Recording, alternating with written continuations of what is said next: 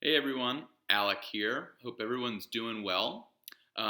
Today we are going to learn about a specific type of fish. So this fish is called a striped bass, also known as a striper, or sometimes people call it a rockfish, or also a line cider. Um, and we'll talk a little bit about why people call them line ciders. But they are super cool fish. They're a very popular game fish, so a lot of fishermen target them. Um, they have this incredible migration where right now they have started from down in Virginia and North Carolina, and they make their way all the way up the coast, past New York and New Jersey, up through Connecticut along, and eventually will reach us here in Massachusetts, and then they'll keep continuing north up towards Maine. And then they do the exact same opposite migration in the fall, where they start and make their way down. So we'll have some footage that we'll get to show you of some striped bass fishing. And then also I'm going to talk a little bit about striped bass and what makes them so cool. All right, so here we go. First, I wanted to start out with a little bit of fish anatomy, right? So we can get familiar with the different parts of a fish. And for this, I have a striped bass, and it's made out of wood. My friend made this for me because I love striped bass. So we're going to take a look. As you can see, here's the head. Here's the eye of the striped bass. They also have two fins up here that are called their dorsal fins. And for striped bass, this bigger dorsal fin actually has some spines in it, and we'll get an up close look at that. They also have other fins. They have a pectoral fin here and a pelvic fin right below it. And they've got their big tail or caudal fin. And that's where they get all their power when they're swimming. So there's also another part of the fish that we mentioned earlier, or at least alluded to. It's called line cider. So you can't really see it here because it's just wood grains, but I've got another photo. And this part of the fish is called lateral lines. So lateral lines are these lines right here you can see on these fish, right? Go across their body.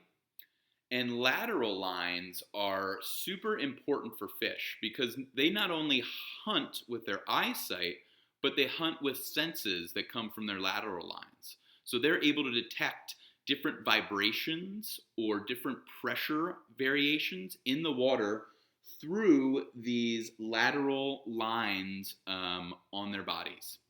So what we're going to do is talk a little bit about what makes them really unique in the fact that they both live in the ocean and in rivers. So they live most of their lives in the ocean, but they'll go up into rivers to spawn and make other little baby striped bass. So that makes them an andromatous fish, which is a fish that lives in salt and freshwater. So right now we're going to take a look at some video footage of fishing for striped bass, and we'll be able to talk a little bit about their behavior as well.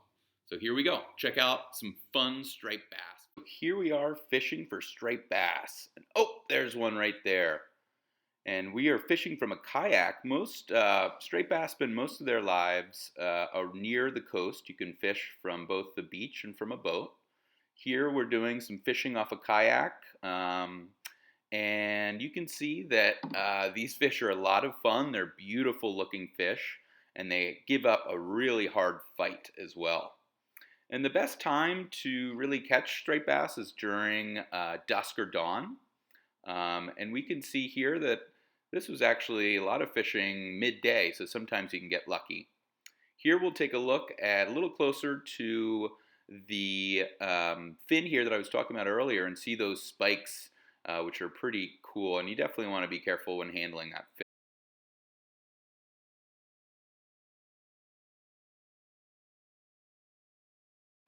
So in this video, we can see the two large dorsal fins, and that first one having those large spikes. Then we get to look at the big mouth of a striped bass.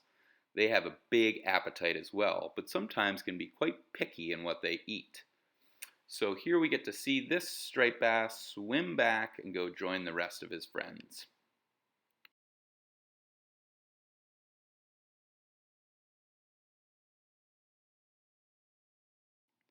So in this video, we can take a look at the fish scales. These are little circular scales that kind of glimmer as they hit the light there. Do you see those? What's cool is fish scales can reveal the age of a fish in a fashion similar to the rings of a tree.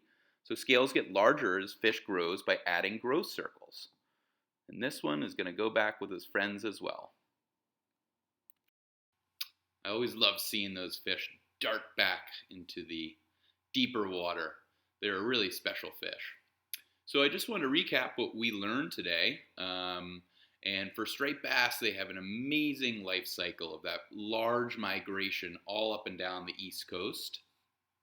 And then also we learned a little bit about fish anatomy and the different parts of a striped bass. We learned about their lateral lines and how they can sense prey with that. We also learned about fish scales and how, just like a tree ring, a fish scale, if you look at it under a microscope, you can see little rings and it'll tell you exactly how old that fish is. So hopefully we get to learn about more fish, and I would love to hear from you about a particular fish that you're interested in.